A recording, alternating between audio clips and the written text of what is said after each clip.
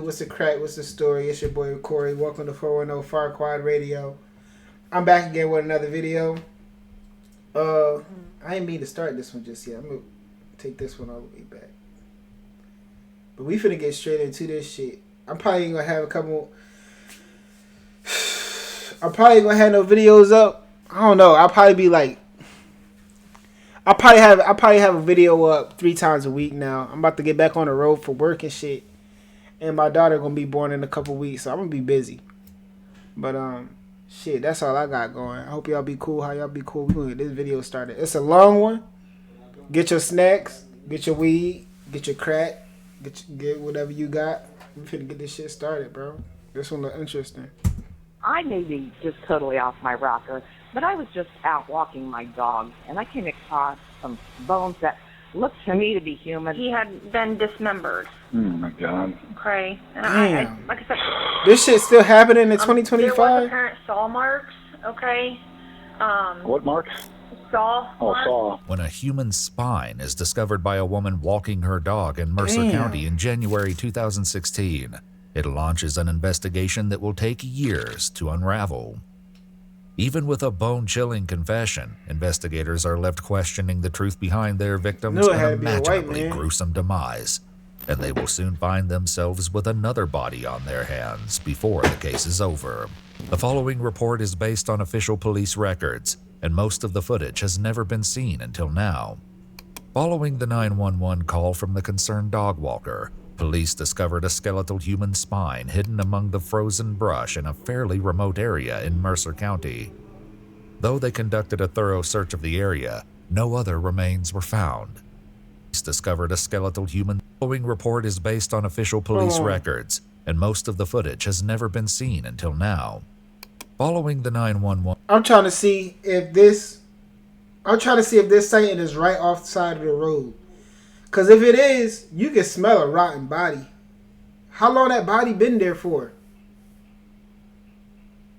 If that body decayed where it's laying right now, how nobody smell it?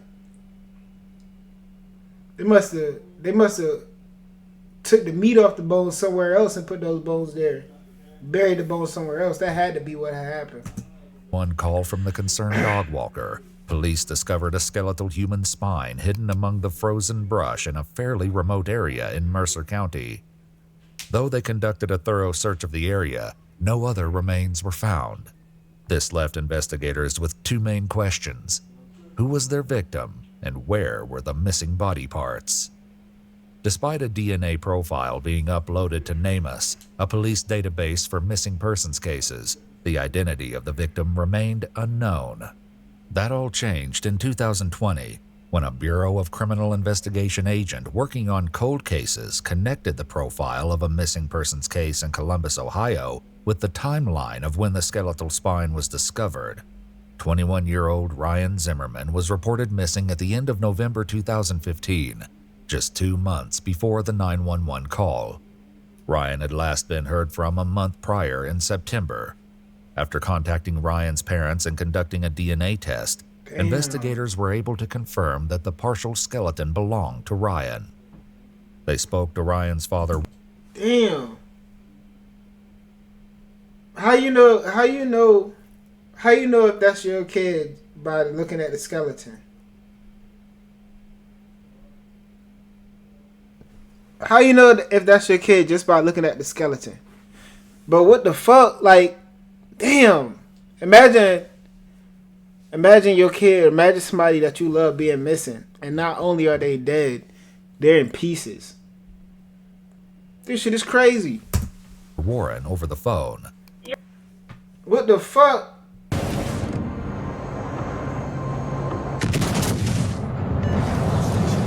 What the fuck? Because that's the first thing I'm asking. If one of my peoples is chopped, like they've been missing for a couple years, and then when I figure out what's wrong with them or what happened, they are decapitated into pieces. Bro, what happened? Like, what was I doing? What was I doing when you were getting ripped limb from limb? That shit's crazy.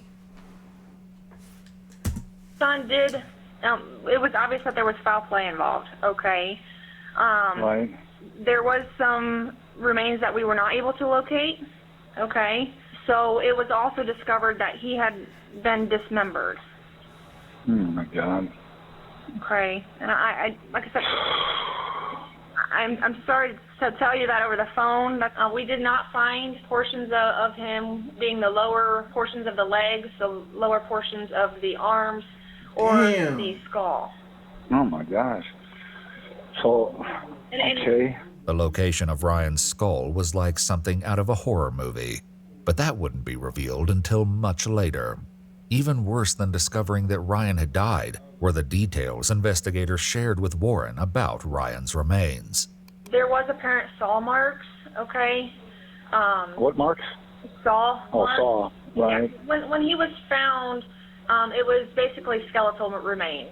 Man, what does it sound like? Gangland or some kind of sick trafficking or what the hell? I mean, who would do something like that? Those are all questions that we are hoping to work to try to get some answers for Ryan and for your family, okay? Police were able to track down the 3 people living with Ryan in Columbus before Ryan's disappearance: Corey Buzzard, Sarah Buzzard, and Naira Jen Whitaker. They got the On nerve to August have my 25th, name, 2021, officers had to find Sarah and Jen, who are now married. After moving out of the apartment they shared with Corey and Ryan, they now live at Sarah's Stop saying mother's my name. house. What will unfold I had shortly nothing is a to do with this. twisted and unpredictable case, one that is far more disturbing than anyone anticipated.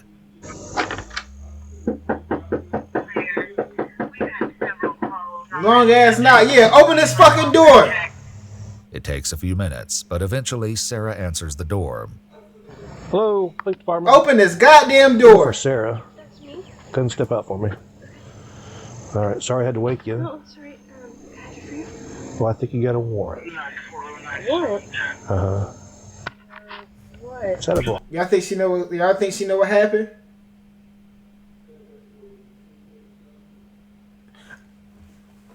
She might be a good actor, y'all.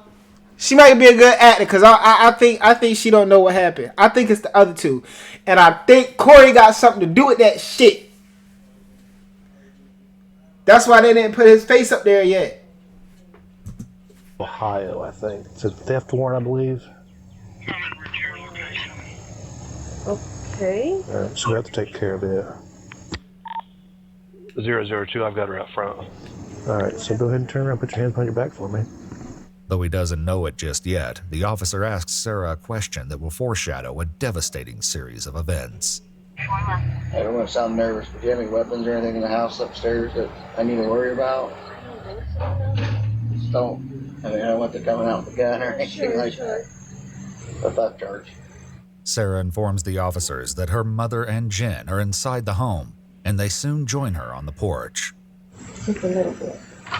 Okay. So what's going on? Well, we got to take her downtown. I got to look at exactly what the warrant is for, and then we'll go from there. So I can. It's through Ohio, so they sent us over here. So others sent the warrant over here. We get them from out of state all the time. You know what I mean? Girls and my daughter, we never that kind of person. But if there's something missing over there, I mean just Take some deep breaths, Sarah. Yeah, when she move it. While the officer dances around their questions regarding Sarah's arrest, Sarah's disposition begins to take a turn. You been sick? Oh shit! Okay. Have you been sick or? Oh shit! Nah, hell no. She got something to do with that shit, y'all. She got something to do with that shit, y'all. Because because when she first came outside, I didn't think she had nothing to do with it. She did look like convincing. And they told her that it was just for theft, so she was calm, she was cool and shit. But then she started sitting down, and these police started, you know what I'm saying?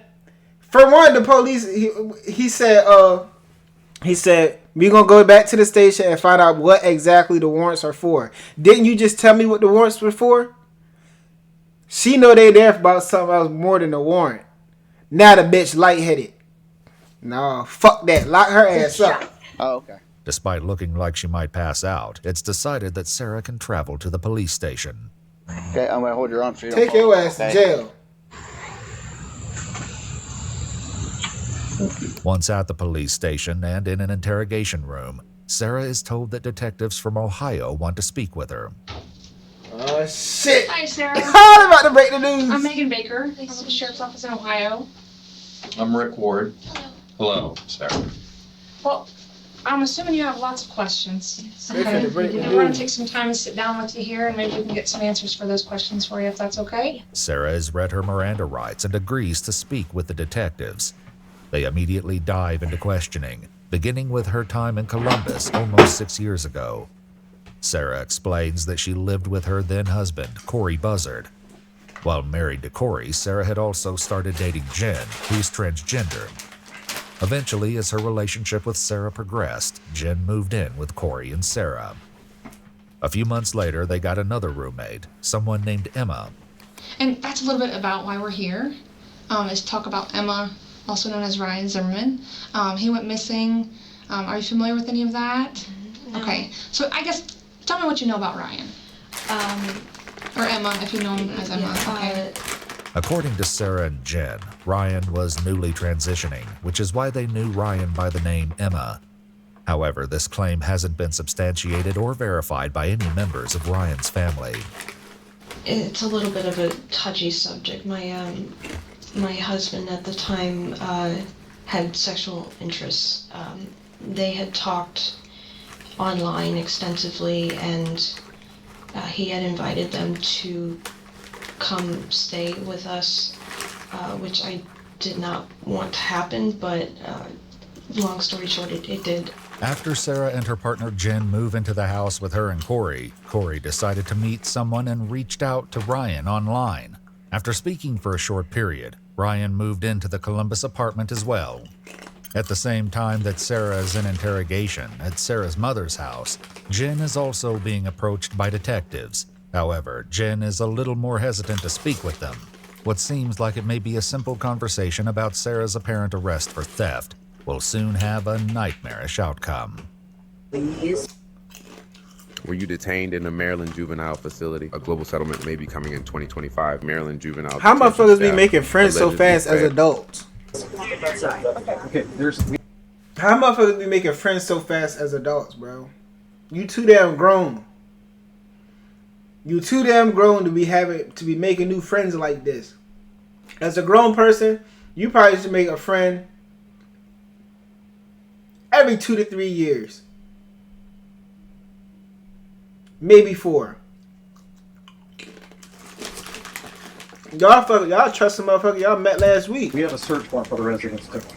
Okay, so we're not stepping outside. We're working a missing persons case from Ohio. The Ohio Attorney General's office has a task force with missing persons. Okay. And Ryan Zimmerman lived with you guys in Columbus in 2015 with you and Sarah and Corey, September 2015. Name right? drop. And he's missing. And you guys were like the last people to see him.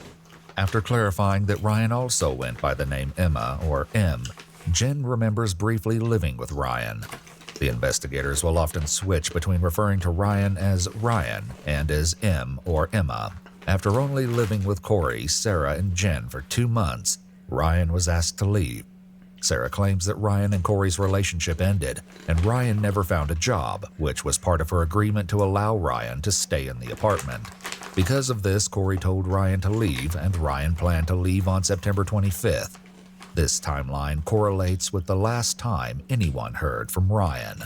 I know that they had tried to plead with me to give them another chance, but I said that I'd already given too many chances and that You got too many chances, it baby. was Corey's call ultimately.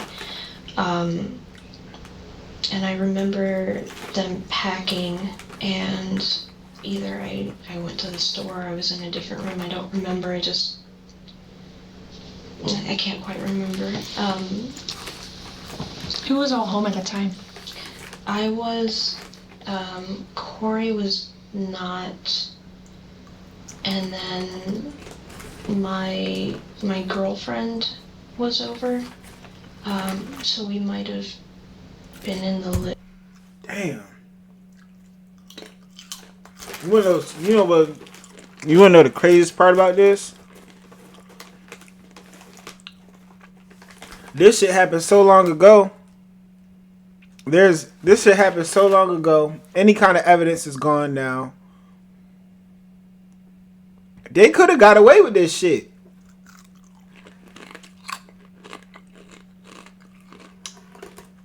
If nobody talked and nobody said nothing, they could have got away with this shit. They're only going to jail because they talking. Honestly, I don't remember. Okay. I just know that one minute Emma was there, and then the next he had just left. Okay. Did you see him leave? Like pull away in a vehicle or something? Somebody pulled up, and he got in the car and drove off. I thought that he might come back because he did leave his car, but he didn't come back, and then we didn't hear from him again. There will eventually be troubling discrepancies in Sarah and Jen's stories. The detectives at Sarah's mother's house asked Jen a follow-up question about Ryan's vehicle. What kind of car did he have? Did you ever ride in the car? Yeah. You were never in his car? Okay. Had you ever driven it? Yes. Okay. To the store or something, or when did you drive it? To a gas Damn, station. his car still exists? This they skinned this nigga. They skinned this nigga. They chopped the nigga up. They partially bury his body. But they keep the car They keep the nigga car intact and still use it.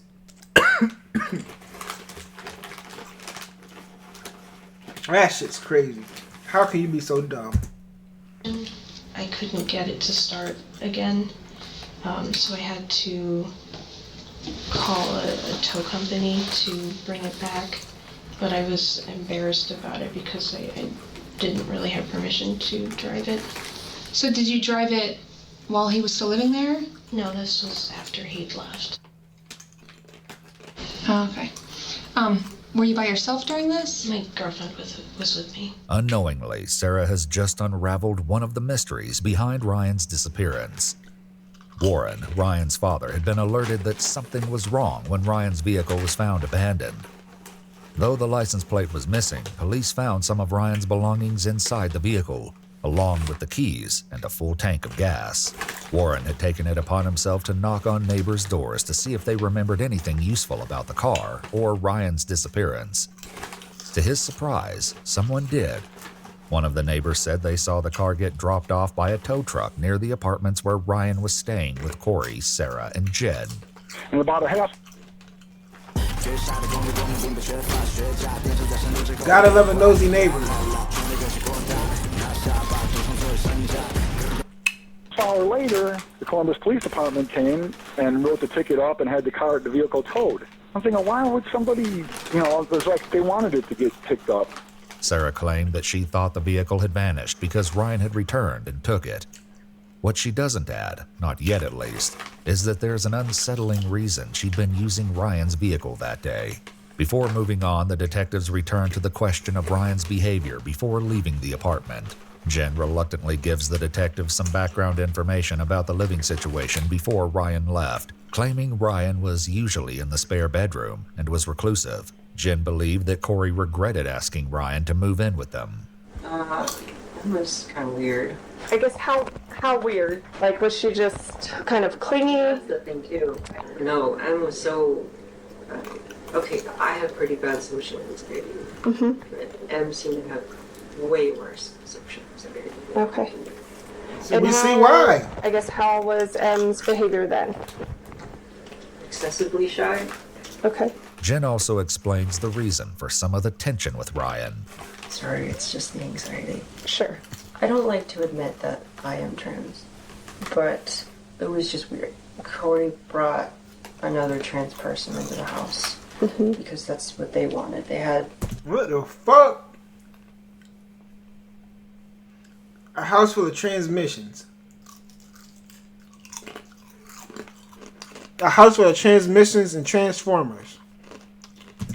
I shouldn't use gender neutral. Why you don't like admitting everybody the same thing in here? Had papers written up about, I forget what he calls it, like the trifecta or perfect relationship, but it involved one man, one woman, and a trans woman. Okay. And I didn't want any part of that. Sure. I'm assuming that's why they brought M in. I think Ryan was just kind of the last straw for me. Tell me more about that. Why was he the last straw? That was probably one of the biggest arguments that we had, to make him that third person. But I obviously didn't agree with that, and the entire time it made me feel like I wasn't good enough. After Ryan apparently moved out of the apartment, Sarah and Corey divorced, and she married Jen soon after. Okay. Okay. Thank God Corey didn't have nothing to do with that shit. It's these two weirdos. The detectives take a break, and when they return, they will confront Sarah with the awful truth of why they are really there. Hey, there's some more water.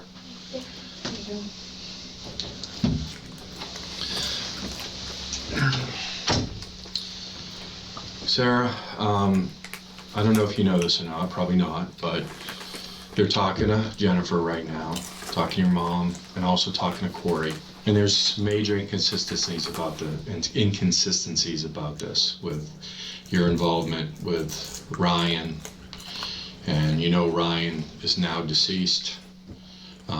He is? He's been murdered. So we have Corey is talking to the Columbus police detectives right now. We just get off the phone with them. The detective isn't being entirely honest here. While officers have managed to track down Corey's new residence, Corey is proving less than enthusiastic about the prospect of speaking with officers. You're not in any trouble. I don't have an arrest warrant, nothing like that, Corey. Okay, we just want to talk with you because your name was brought up as a witness. In a case I'm a homicide. Homicide? A homicide. I don't recall witnessing any homicides. Okay, we're just wanting to talk. That's it. You don't want to talk. That's it. I haven't lied to you at all, Corey. Okay, it's about Ryan. I don't know who Ryan is. Ryan lived with you for a while. Emma. He also went by Emma. Okay. He was a roommate for a while. Okay. Okay. Shit. Corey did it. Not without counsel. Okay. Do you have an attorney on hand? Yes. Okay. Do you think they would meet us down there? Can we make an appointment? I'd rather get this done today. I don't really think I have to work on your time. While the officers speaking with Corey have once again hit a dead end, those with Sarah begin to lay out some of the evidence. I mean, this is a bad situation. We really need to know what happened. With the car, we have DNA evidence. We're able to track down your car, the one that you used to own, the time of this incident. We were able to track down the current owner, and we're able to examine it. So we have something happened in that apartment the weekend that you dropped Corey off with that girl in Columbus. The evidence the detective is referring to are reddish stains discovered on the carpet liner of Sarah's vehicle. 4 years later? Though she'd sold it, they found the new owners in July 2021 and conducted tests inside the trunk. The stains produced presumptive positive results for suspected blood. Earlier, Sarah had claimed that Corey hadn't been home the weekend Ryan moved. Hey, yo, you're not getting... You're almost never going to get away with murder in today's time. These motherfuckers brought up DNA from 4 years ago and was able to use it. This shit is crazy. Bitch, you're going to jail. Doubt, because Corey was with another woman.